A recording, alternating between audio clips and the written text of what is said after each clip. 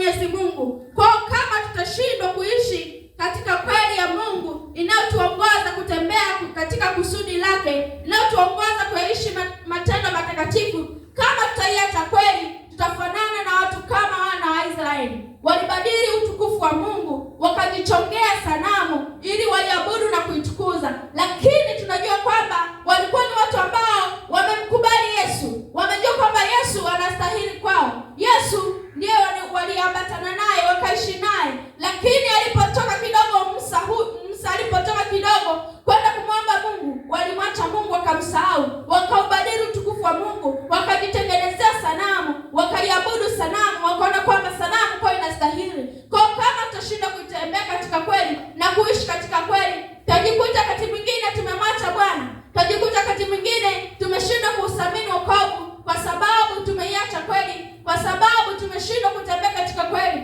Tunapoishi katika kweli, tunatembea katika utakatifu, tunaishi maisha matakatifu, tunaishi maisha ambayo yanampendeza Mungu, kama ambavyo neno la Bwana linatuambia mwenye haki ataishi kwa imani. Kwa hiyo tunapompendeza Mungu mbele zake, tunaonekana kuwa ni wenye haki mbele zake, tunaonekana kuwa tunastahili mbele zake. Kama tutastahili mbele zake, ina maana tutakuwa tumetembea katika matendo yanayompendeza yeye, katika mwenendo unaostahili kwake, kama Yesu alivyotembea hapa duniani, alivyokuwa amevaa mwili wa mwanadamu. Alipitia changamoto nyingi, alipitia majaribu mengi, alijaribiwa kama mwanadamu, lakini vita vyote hivi alivishinda. Kama sisi watu tuliookoka, tunatembea katika kweli, tunapaswa kuyashinda majaribu hapa duniani.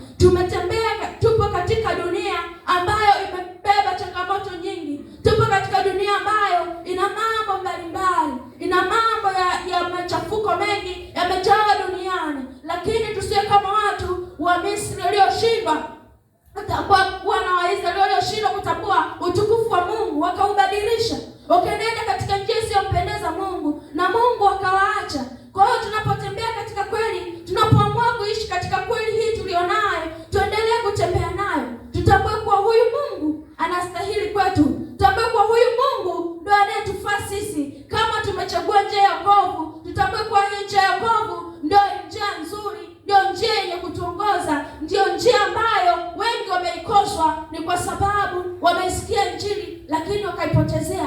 Wewe uliyesikia Injili ukaingia imani mwa Bwana, hujaubadili utukufu wa Mungu. Watu waliosikia Injili wakaacha kuishika, wameubadili utukufu wa Mungu. Maana kama Yesu alikuja kutufia msalabani, wote tuliopo duniani, kwa wote tulikombolewa, tukatakaswa kwa damu yake ya thamani. Lakini wapo waliodharau damu hii iliyomwagika msalabani, wakashindwa kumfuata huyu Yesu, wakaikosa kweli ya Bwana. Tulioipata kweli ya Bwana, tunapaswa tuzidi kutembea na Bwana, tunapaswa tuendelee kukaa na Bwana, tusiubadili utukufu wa Mungu. Leo tupo makanisani tukimtukuza Mungu, alafu wakati mwingine tunapotoka nje kwa mataifa, tunashindwa kujulikana sisi ni watu ambao tuliopo pande gani, tunashindwa kufahamika kuwa ni watu ambao tunamtukuza Mungu. Kama wewe ni mtu ambaye uliokoka, unapaswa utambulike hata kwa jamii inayokuzunguka. Unapaswa kila mmoja kutambua kwamba huyu ni mtu kweli aliokoka. So kwamba kanisani upo na vazi refu, lakini unapotoka mtaani unakuwa na vazi jingine. Ni sasa na Waisraeli walipotembea na Musa, wakimtumainia